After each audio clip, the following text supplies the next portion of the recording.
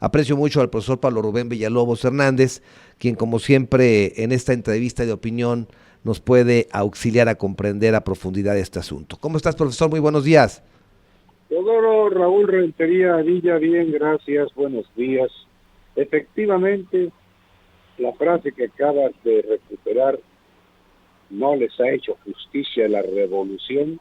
Nada más hay que voltear hacia los pueblos marginados, hacia la gente del campo, a los agricultores, a los campesinos, para ver los jornaleros, los que son los quemadores de caña y los que cargan los camiones de caña quemada.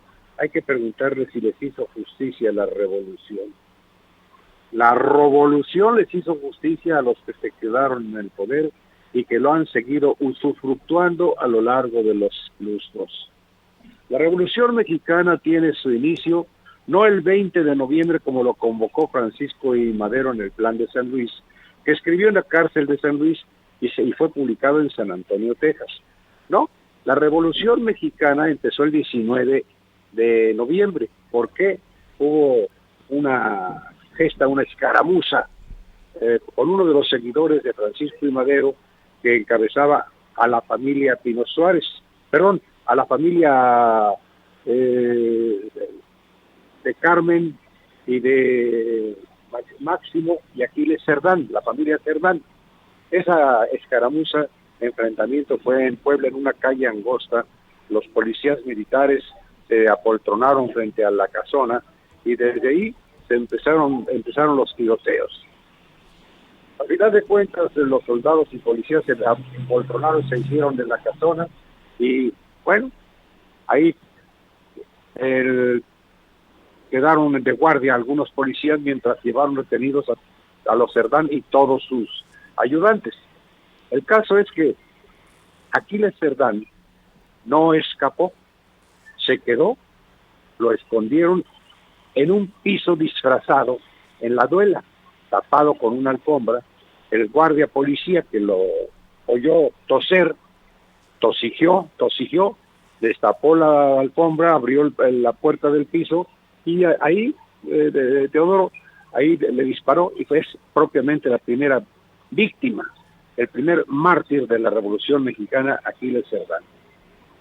En el caso de Morelos, Emiliano Zapata, un hombre preparado, el Capulelque de Anenecuilco, es quien encabeza el movimiento armado, pero no armado todavía en 1908, sí armado a partir de 1910, una vez que estalla la revolución, porque pues las circunstancias del porfiriato así lo reclamaban como consecuencia de los abusos y de los olvidos y abandonos como los que todavía se tienen.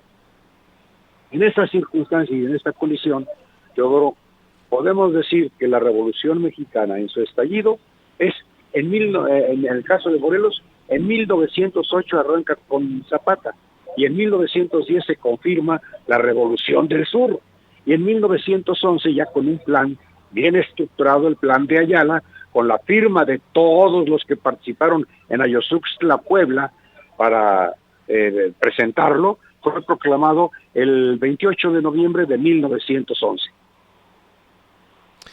Morelos, según lo que marca la historia, profesor, tuvo un vacío, o sea, su gente huyó, el conflicto bélico hizo que las familias abandonaran sus predios, y finalizando precisamente este movimiento, podemos hablar del resurgimiento o el renacimiento o una nueva época para el estado de Morelos.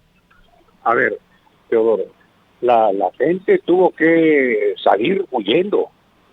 Los que no huían pues eran levantados a la leva por el ejército o levantados a la leva por los revolucionarios. Tenían que salir del estado y abandonaron los pueblos, y no solamente por el ánimo de abandonarlos, sino porque las órdenes de Carranza en turno y Victoriano Huerta en el suyo eran: maten lo que se mueva en Morelos. Incendiaron los pueblos, Ocotepec, Cuernavaca, Tlaltizapán. ¿Cuántos pueblos quedaron incendiados? Y en el paso de los años se convirtieron en espacios selváticos.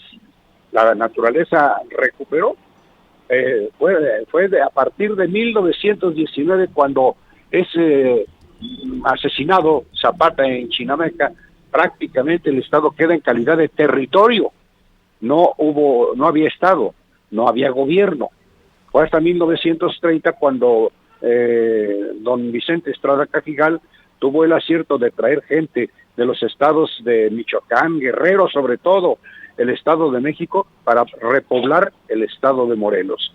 Pero sí, efectivamente, nuestra gente, la gente de Morelos, los nativos, desaparecieron del Estado.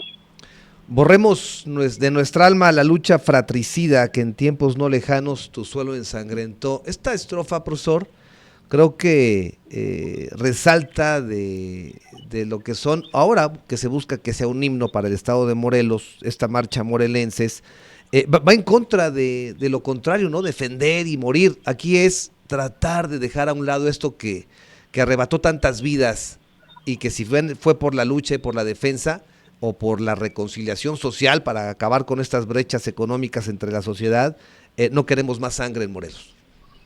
Fíjate, te acabas de citar una estrofa, pero hay la otra estrofa de don Manuel León Díaz, el autor de la marcha morelenses. Marcha, no marchas, marcha morelenses. Borremos de nuestra alma la lucha fratricida que en tiempos no lejanos tu suelo ensangrentó. Ahí está la contraposición entre las dos estrofas. Vale la pena lo que está buscando la diputada Solano, de Misqueña, para que la marcha morelense se convierta, de hecho, y con reconocimiento del Congreso del Estado, en el himno de los morelenses. Y lo necesitamos. ¿Por qué? Porque es una forma de recuperar identidad entre todos los que llegaron aquí al Estado, los avecinados, los nacidos, los criollos.